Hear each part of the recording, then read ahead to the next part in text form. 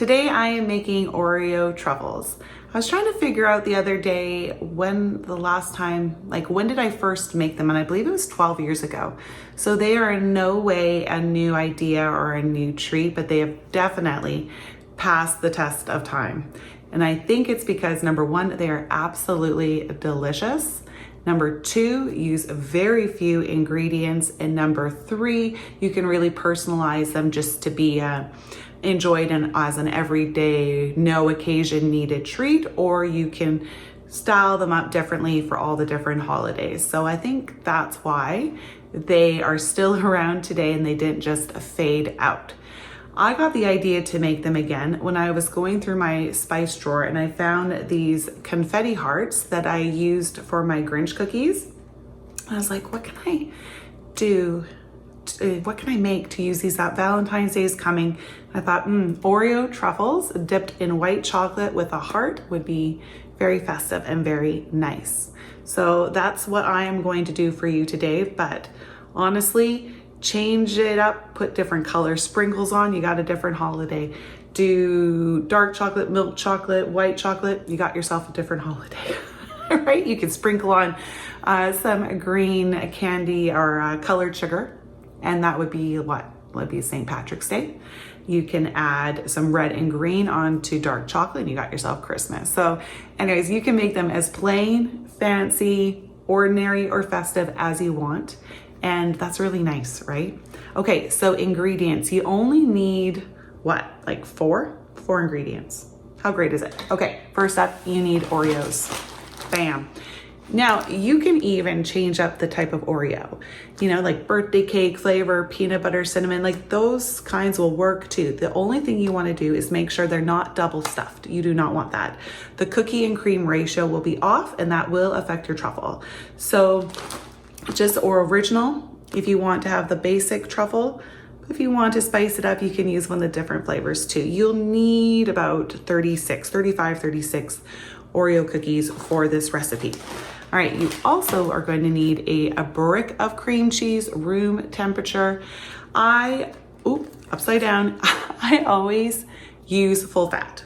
I don't, with baking, don't use the decreased fat cream cheese. Just go with the original, enjoy it, makes everything a lot better. Now, chocolate. Ideally, for the best truffles, use baker's chocolate. That's the best, hands down. Now, second best is what I'm using today, candy melts. And I have just the white ones. So this is what I'm gonna use. And I have to use candy melts because every time I go to the grocery store, I cannot find white chocolate, baker's chocolate. Just can't find it. I don't know what's going on with white chocolate in my region, but it's hard to find. And even the white chocolate chips are very hit and miss. So I already had these on hand, so that's what I'm going to use. Definitely the runner up, but it will do the trick. Last but not least, chocolate chips. A lot of recipes will tell you do not use chocolate chips, but I can tell you, because I have done it, that it does work. It just, the setting time takes a lot longer and it works. So if you have to do chocolate, go ahead. I'll probably will have to do some of mine in chocolate chips, that is, because I don't think this bag is going to cover all the truffles. But for today's purposes, what I'm gonna show you, it's gonna work great for at least some of them that I'm gonna do. Now, the fourth ingredient goes along with the chocolate is some oil, vegetable oil, coconut oil, shortening, just to help thin out the chocolate and just make it easier to dip. Okay, so that is it. That's all you need. Then you will need a blender of some kind, so a hand or stand, and then food presser or good old-fashioned rolling pin and a Ziploc bag. Now, I do have a food processor, but it's small, so it's kind of annoying with things like this because it's just on, off, on, off. I don't like it. So I am going for the old-fashioned crush them up by hand technique. I'm gonna start off there and then move it into the stand mixer where I'll mix up the crushed Oreos along with the cream cheese. So that's it. So simple, right? All right, let's get started.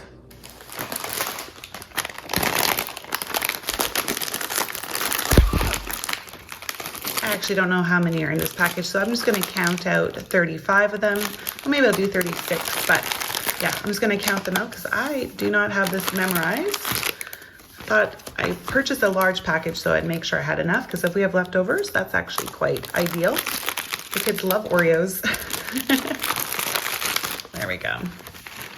All right, 3, 6, 9, 36, and we have 3 left over. So there you go. If you get the 439 gram container, you will have just enough with a little snack to nibble on yourself later.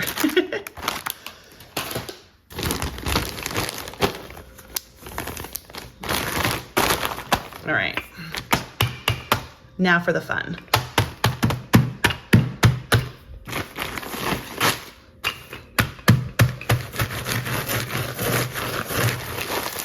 All right, they are crushed up as much as I think I'm gonna be able to get them crushed up.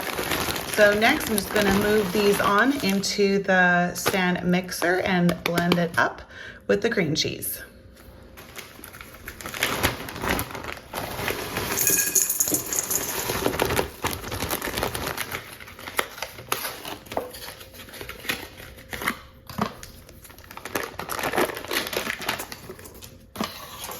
All right, we're just gonna put it on to like a slow medium at first.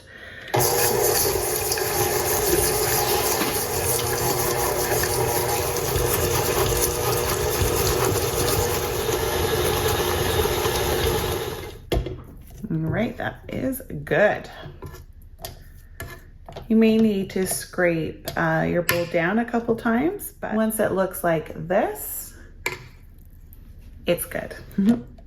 Make sure you scrape all the sides to make sure that you don't have, you know, parts that are not well incorporated together. Okay, so now we're just going to get out some parchment paper and a plate or a tray that you can make these into truffle balls and that they can set on.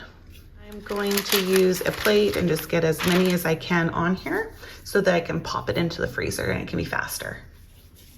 And I'm gonna use gloves for the next part too, just because it's cleaner and easier for me. Don't worry if you don't have gloves, just use your hands to make sure they're clean. Then yeah, this is just easier. All right, now to roll them into truffle balls. You can make these as big or small that you have, whatever size basically that you'd like. I'm kind of trying to go for like a donut hole or like 10-bit size. Now the dough is quite soft, but the good news is that it does roll well. Sometimes when things are soft and sticky, it's a real pain to roll them up, but not these, so that's nice. And unless you're gonna sell these, they don't have to all be the same size. As you can see here with mine. You're gonna sell them, I'm gonna assume you have a scale and you will measure each one out. Some people really like to use ice cream scoops. Now, personally for me, I don't always like to use them because I find no matter what, you do need to roll them, and I have enough control with my hands. I can gauge the size I'm going for. I don't find the scoop helpful. I actually find it more time consuming, but that's just me. So with this recipe, I was able to make 24 of this size Oreo truffle balls. And so now you know, right? If you need to make a certain amount, then you know if you need a lot more, make them smaller or buy more ingredients if you do like this size and double the recipe. All right, so now these have to firm up. You saw how soft they are. They need to firm up in the fridge, freezer, or if you're making them in the winter, cover it and put it on your balcony or your patio. But some are cold And the colder it is, the shorter period of time you're gonna need to firm them up, okay? So fridge, about an hour, freezer, about 30 minutes. You will know they're good enough if when you go to dip into the warm chocolate, they still stay together. If they fall apart, you know, okay, they're not ready yet. And you need to go put them back in the fridge or the freezer to firm up a little longer. I just checked my truffles. It's been 40 minutes. I got distracted doing some stuff and they are ready to go. But I'm gonna keep them in the freezer until the chocolate's ready. Just put it in a bowl. I'm gonna put this in the microwave. I think about like, I don't know, maybe like a teaspoon of vegetable oil, not too much. And then just because the chocolate sets fast, I laid out my hearts to add on quickly. And then if I need to make some with, semi-sweet chocolate chips, I'll use the white hearts. All right, so dipping, I find the easiest way is to use forks. I have 2 forks ready to go and of course a spoon to mix up the chocolate. Just gonna eyeball the oil.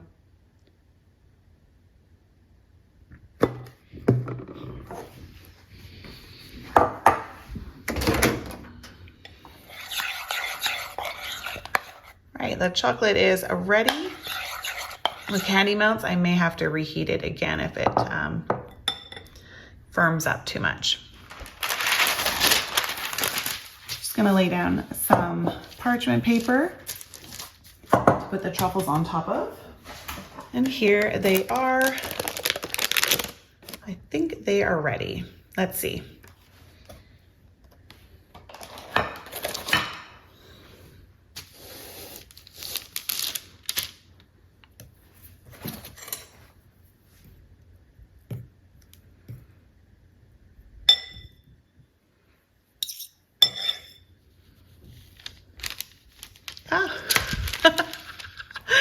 It actually stuck on. I'm just gonna take my finger here and just add a little more.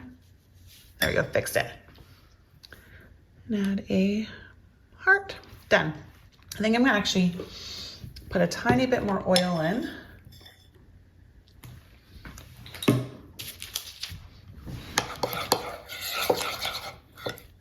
Okay. I think that'd be better. All right, let's try another here.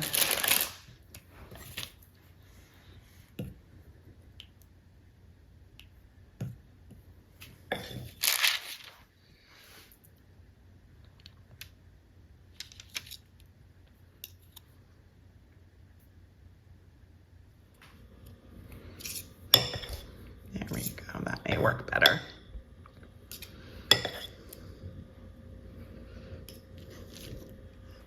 All right, okay, learn from me. You have to work really fast.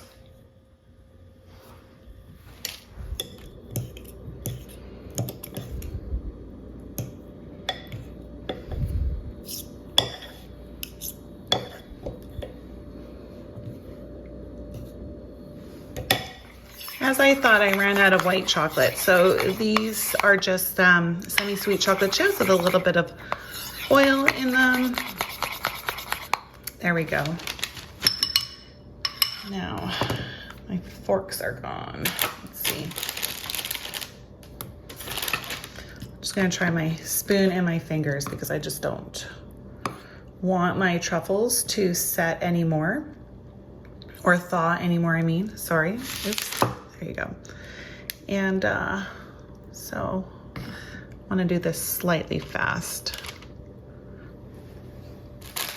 I will say one of the beautiful things about not using white chocolate is you don't have to worry about the coverage as much because you're not going to see it. There we go. Hide that spot there.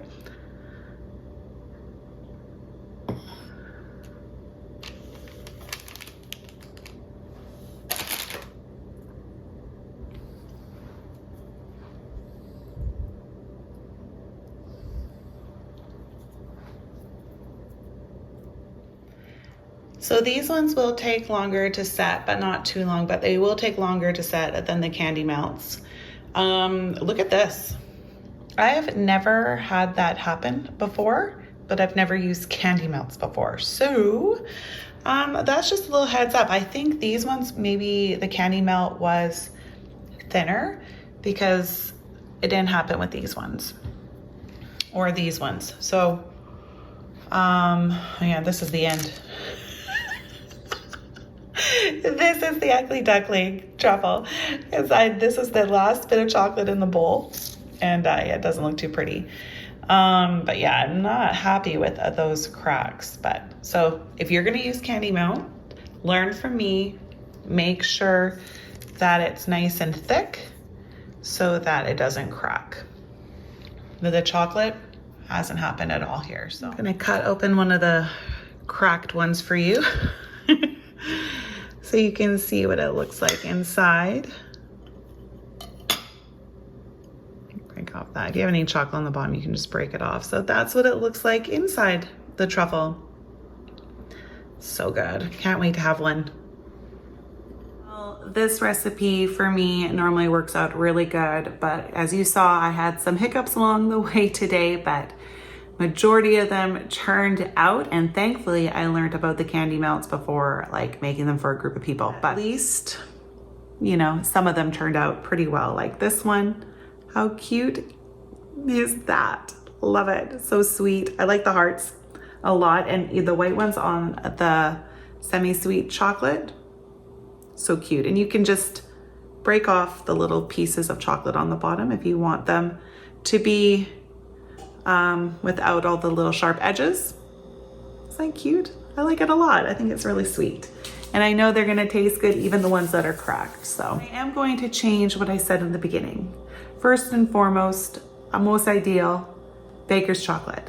Second, chocolate chips. I think the chocolate chips, like that's what I've used in the past, and way easier to use than the candy melts, and they didn't crack. So candy melts are going to be moved down to third place. If that's all you have, they'll work. Dip them thick. Just dip them thick and so they won't crack. But yeah, definitely third place for the candy melt. Well, thank you so much for watching this Oreo truffles recipe vlog. I hope if you have not tried them before that you will give them a try, because they are so good, so simple, and I think you are going to love it. So try it out. If you have any questions or comments, please leave them down below, and come back again soon to see what I'm baking up next. Bye everyone.